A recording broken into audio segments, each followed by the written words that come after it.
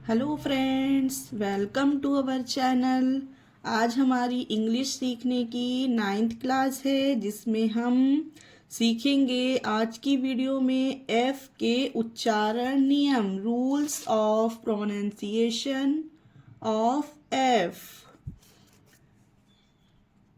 UGH किसी word में हो तब भी फा पढ़ते हैं, एफ हो तब भी फा पढ़ते हैं, PH हो तब भी फा पढ़ते हैं। तो बहुत कंफ्यूजन होता होगा कि फा आखिर किस में और कब उच्चारण किया जाता है। तो आज इस वीडियो में सारे डाउट्स क्लियर हो जाएंगे। आप लोग वीडियो शुरू से एंड तक पूरी देखिएगा, तब आपके अच्छे से समझ में आएगा। चलिए वीडियो शुरू करते हैं। तो रूल 1 है हमारा गाइस कि जब किसी वर्ड के शुरू में, बीच में या अंत में एफ हो तो ज़्यादातर एफ का उच्चारण फा किया जाता है। पहला रूल हम पढ़ रहे हैं कि एफ को फा का रूल। ओके गाइस, कि जब किसी वर्ड के शुरू में, बीच में या लास्ट में एफ हो, ठीक है, तो ज़्यादातर उच्चारण फा का एफ किया जाएगा और वह कोई वैज्ञानिक शब्द ना हो। वैज्ञानिक शब्द ना हो मतलब विज्ञान से उसका लेना देना ना हो। ओके, तो एग्जाम्पल में क्लियर करते हैं। Family, friend, safe, soft, life, chief, brief. देखिए पहला एग्जाम्पल है फैमिली, FAMILY। अब देखिए जे एफ से स्टार्ट हुआ, ओके, तो इसे फा का उच्चारण यानी ध्वनि देंगे, फैमिली पढ़ेंगे इसे। फा एफ आया स्टार्टिंग में तो फैमिली। उसी तरह से फ्रेंड, इसमें भी स्टार्टिंग में एफ है तो इसे भी फा का उच्चारण दिया गया, फ्रेंड, इसे फ्रेंड पढ़ेंगे। उसी तरह से SAFE, सेफ। अब इसमें देखिए गाइस, एफ बीच में आया है, वर्ड के बीच में। यही हमारे रूल में था कि जब किसी वर्ड के शुरू में एफ हो या बीच में हो या लास्ट में हो, तो ठीक है, ये बीच में आया है safe.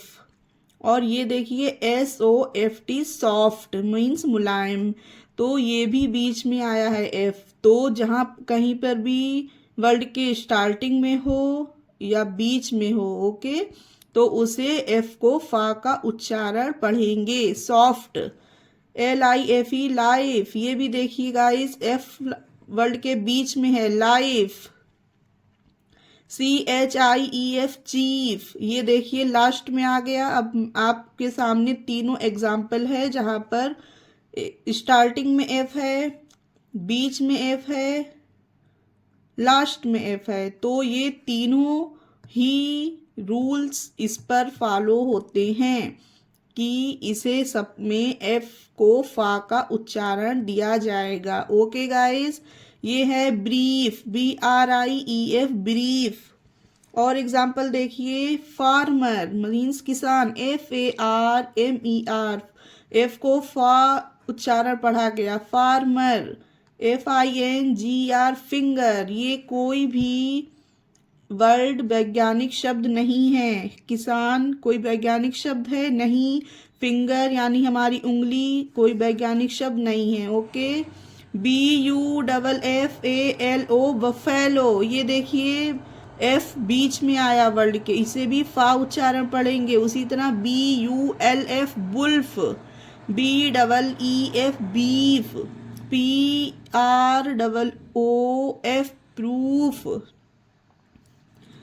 Family, friend, safe, soft, life, chief, brief. Farmer, finger, buffalo, wolf, beef, proof. तो आप लोग इस रूल को ध्यान रखिएगा गाइस कि एफ को फा ही पढ़ेंगे। जब भी किसी वर्ड में एफ आपको स्टार्टिंग में, लास्ट में या फिर बीच में दिखे तो आपको घबराना नहीं है कि एफ का क्या वहाँ पर उच्चारण देना, एफ को फा ही पढ़ना है। ओके गाइस, अब आगे देखते हैं हमारा नेक्स्ट रूल। जहाँ पर भी किसी वर्ड में पीएच होता है एक साथ, वहाँ पर भी फा ही पढ़ा जाता है। जहाँ कहीं भी आपको पीएच दिखे किसी वर्ड में तो उसका उच्चारण भी फा होता है। अब अगर कोई भी वर्ड जिसमें फा हो तो उसे आप पीएच कब लिखेंगे, इस चीज़ के पे थोड़ा डाउट होगा, तो ये इसमें रूल में क्लियर करते हैं ओके, कि पीएच में फा कब होता है। तो देखिए गाइस, रूल 2 हमारा है कि ऐसे वर्ड जो ग्रीक भाषा से आए हुए हैं यानी यूनानी लैंग्वेज से आए हुए हैं उनमें पीएच के लिए फा उच्चारण निकलता है। समझ रहे हैं आप, जो ऐसे वर्ण हैं जो ग्रीक भाषा से आए हैं उनमें फा के लिए उच्चारण उनका पीएच में होता है जब किसी शब्द में वैज्ञानिक शब्द शामिल हो। ठीक है, आपको ये चीज़ ध्यान रखनी है कि उनमें से कोई शब्द ऐसे होंगे जिनमें वैज्ञानिक शब्द शामिल हों तो उन शब्द में भी पीएच को फा का उच्चारण दिया जाएगा। ओके गाइस, समझ में आया कि ऐसे वर्ड जो ग्रीक भाषा से आए हैं, और दूसरी चीज़ कि जिस शब्द में वैज्ञानिक शब्द शामिल हों तो उन शब्द में फा के लिए पीएच या पीएच हो तो फा का उच्चारण दिया जाता है। हम इस रूल के एग्जाम्पल देखेंगे और समझेंगे। देखिए, पहला एग्जाम्पल है PHYSICS फिजिक्स। ये देखिए PH एक साथ आया है इस वर्ड में, और ये भौतिक मतलब ये एक वैज्ञानिक नाम है, भौतिक मतलब फिजिक्स। तो इसे PH को फा का उच्चारण देंगे, इसे पढ़ेंगे फिजिक्स। ये है PHOTO फोटो। ये भी देखिए PH एक साथ आया तो PH को फा का उच्चारण देंगे, पढ़ेंगे फोटो मीन्स तस्वीर। ये भी एक वैज्ञानिक नेम है फोटो। दूसरा है PHASE फेज मीन्स अवस्था। फेज, इसे देखिए फा का उच्चारण दिया गया, ध्वनि दी गई, PH है इसमें तो फेज पढ़ेंगे, इसे अवस्था। तो ये कुछ वर्ड एग्जाम्पल में आपके लिए लेकर आई हूँ, इसे आप याद कर लीजिएगा। पीएच वाले वर्ड इसमें पीएच को फा का एग्जाम्पल देते हैं तो फिर आपको कभी भी डाउट नहीं आएगा फ्रेंड। फोटोग्राफ, यहाँ पर देखिए पीएच स्टार्टिंग में भी है, पीएच लास्ट में भी है, तो दोनों में पीएच को फा और लास्ट के पीएच को भी फा का ही उच्चारण दिया गया। तो फोटोग्राफ मीन्स तस्वीर, फोटोग्राफ पीएच में फा का उच्चारण। ओके, ये है PHOBIA फोबिया मीन्स डर। किसी चीज़ का जो फोबिया होता है ना, वही ये फोबिया है, इस चीज़ का डर होता है किसी किसी को, कोई पानी में समुद्र में नहाने का वगैरह वगैरह, फोबिया। ओके, ये है फोन। फोन तो फोन ही होता है इसका मीन्स, इसमें भी PH आया है फोन, PH से फा का उच्चारण देंगे। नेक्स्ट है ग्राफ, GRAPH, इसमें भी PH, इसमें लास्ट में PH आया है ग्राफ। ग्राफ मीन्स भी ग्राफ।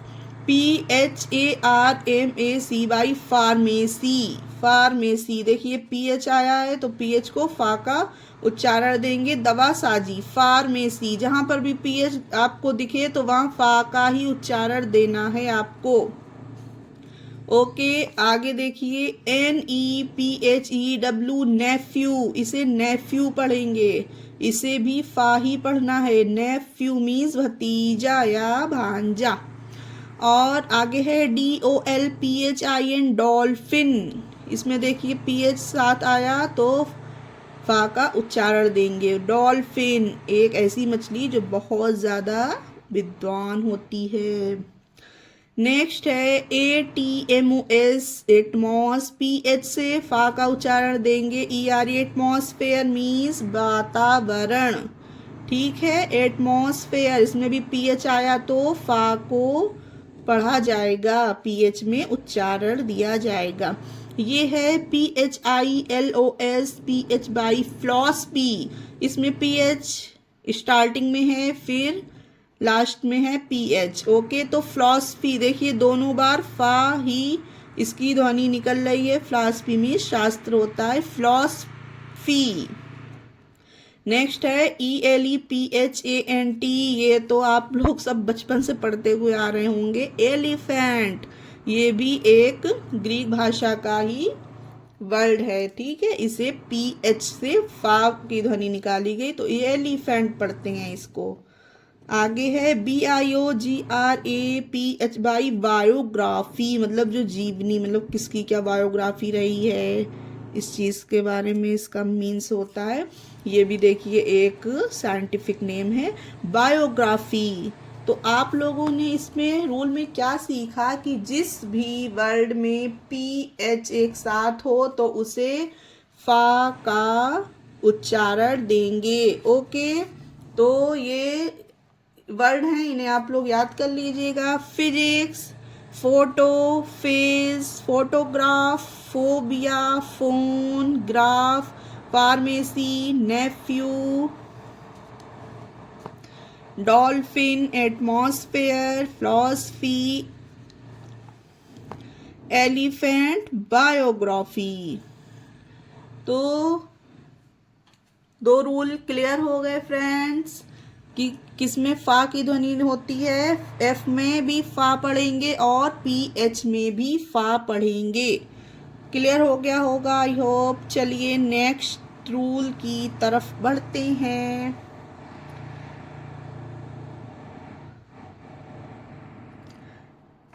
नेक्स्ट रूल हमारा क्या है कि जब किसी वर्ड में UGH हो तो वहां पर भी फा पढ़ा जाता है। UGH, जी हाँ फ्रेंड, UGH जहाँ कहीं भी किसी वर्ड में आपको दिखे तो वहां पर फा पढ़ेंगे। पर इसका रूल देखिए क्या कह रहा है कि इस चीज का कोई भी पक्का रूल नहीं है कि UGH अगर है तो वो वहाँ फा ही पढ़ेंगे। ये मैं आपको आगे बताऊंगी कि ऐसा क्यों है, ओके। मतलब बहुत कम वर्ड ऐसे हैं कि UGH से फा का उच्चारण होता है। कुछ वर्ड हैं जिन्हें मैं आपके लिए ढूंढ ढूंढ के लेकर आई हूँ, इन्हें आप अच्छे से याद कर लीजिए, देख लीजिए, प्रैक्टिस कर लीजिए, ताकि आपको फिर कभी भी इसकी दिक्कत ना हो। देखिए example, ROUGH, rough. Rough means खुरदुरा होता है, ओके। इसमें देखिए लास्ट में GH आया तो इसे भी फा का ही दिया गया उच्चारण, तो इसे रफ पढ़ा गया। उसी तरह से TOUGH, टफ, GH आया गाइस लास्ट में, फा का उच्चारण दिया गया तो टफ पढ़ा गया। LAUGH, लाफ मीन्स हंसना, इसे भी GH को फा का उच्चारण दिया गया तो लाफ फा पढ़ा गया। ENOUGH, इनफ, इसमें भी लास्ट में GH है, इनफ मीन्स पर्याप्त। COUGH, कफ मीन्स खांसी, इसमें भी GH है तो फा का उच्चारण दिया गया। उसी तरह ROUGHLY, इसमें देखिए UGH है तो रफली मीन्स कठोर, कोई चीज रफ होती है ना। SOUGH, सॉफ्ट मीन्स गंदा नाला, उसे गंदा नाले को मतलब इंग्लिश में सॉफ्ट कहते हैं। उसी तरह से ये देखिए गाइस, ये वर्ड हैं कुछ ऐसे जिसमें UGH मतलब लास्ट में दिया गया है, जिन्हें UGH का फा का उच्चारण दिया जाएगा। रफ, टफ, लाफ, इनफ, कफ, रफली, सॉफ्ट। अब ऐसा कोई रूल पक्का नहीं है जिसमें UGH से फा का उच्चारण हो। अब आगे क्या इस रूल के बारे में है, चलिए वो भी देख लेते हैं। अब देखिए गाइस, यहाँ पर है GH में साइलेंट रहेगा। अभी हम लोगों ने क्या देखा कि UGH में फा का उच्चारण देंगे, है ना। अब जहां पर भी GH होगा या फिर एक कुछ वर्ड में UGH भी है गाइस, पढ़ेंगे आगे तब पता चलेगा कि वहां पर उसका उच्चारण ही नहीं होगा फा का। तो इसीलिए आपसे बोला कि उस चीज को आप याद कर लीजिएगा, उसकी प्रैक्टिस कर लीजिएगा, नहीं तो फिर आप लोग डाउट में रहेंगे, कंफ्यूज में ही रहेंगे। तो फिर आप अब ऐसे वर्ड की प्रैक्टिस करेंगे जिसमें H साइलेंट रहता हो, मतलब जहां पर भी GH या UGH हो तो वहां पर वो साइलेंट रहेगा, उसमें फा नहीं आएगा गाइज, ओके। ऐसे वर्ड जिनमें GH एक साथ हो वहां पर GH साइलेंट होता है। समझ गए आप लोग कि जहां पर भी ये दो वर्ड एक साथ दिखे तो वहां पर फा की ध्वनि नहीं निकलेगी, साइलेंट रहेगा। अब जैसे कि इसका एग्जाम्पल है HIGH, ये देखिए GH एक साथ आया तो हाई, इसमें कहीं पे फा है नहीं है, तो इसे आप फा का उच्चारण देकर हाइफ मत पढ़ लेना, ये गलत हो जाएगा, इसे हाई पढ़ेंगे मतलब ऊंचा। DAUGHTER, ये देखिए GH आया साथ में तो इसे डॉटर पढ़ा जाता है। डॉटर मीन्स बेटी पुत्री मतलब, है ना गाइस। देखिए अगर आप इसे GH को फा का उच्चारण समझकर डॉफ्टर पढ़ें तो ये गलत होगा ना, तो इसे डॉटर पढ़ेंगे, इसमें GH साइलेंट होगा। तो आपको ये समझना बहुत ज़रूरी है कि GH में कहाँ पर साइलेंट होता है और कहाँ पर UGH में फा की ध्वनि निकलती है। ओके गाइस, आगे देखिए THROUGH। अब देखिए UGH वहां पर भी था जब फा की ध्वनि निकली थी, अब ये भी UGH आ गया लेकिन यहाँ पर फा की ध्वनि तो नहीं निकली। इसीलिए मैंने आपको बोला था कि कुछ वर्ड ऐसे भी हैं इसमें कि जब UGH भी होगा ना साथ में तो भी वहां पर फा की ध्वनि नहीं निकलेगी। अब यहाँ पे थ्रोफ तो नहीं लिखा है, लिखा ही नहीं जाएगा यहाँ पर, क्योंकि यहाँ पर तो GH हमारा साइलेंट है तो थ्रो होगा। थ्रो मतलब द्वारा, जो किसी के द्वारा कोई चीज की जाती है ना। अब उसी तरह से NIGHT नाइट, इसमें भी GH साइलेंट है, डायरेक्ट NI और T का उच्चारण हो गया है। नाइट मीन्स रात। ALTHOUGH, ये देखिए GH साथ में है तो ऑल्दो मीन्स हालांकि, ये किसी वर्ड में यूज किया जाता है जब सेंटेंस बनते हैं ना, ट्रांसलेट होता है तो आल्दो है ना, आल्दो, इसमें भी देखिए ये साइलेंट है। इसी तरह से अब ये देखिए UGH इसमें भी आ गया और UGH इसमें भी था, ये है थारो, ये है थ्रो। अब इन दोनों में जो है फा का एग्जाम्पल नहीं दिया गया है ना, फा का मतलब उच्चारण, सॉरी फा का उच्चारण नहीं हुआ। उसी तरह से PLOUGH प्लाऊ मीन्स हल, किसी चीज का जो हल निकलता। थारो मीन्स होता है अच्छी तरह।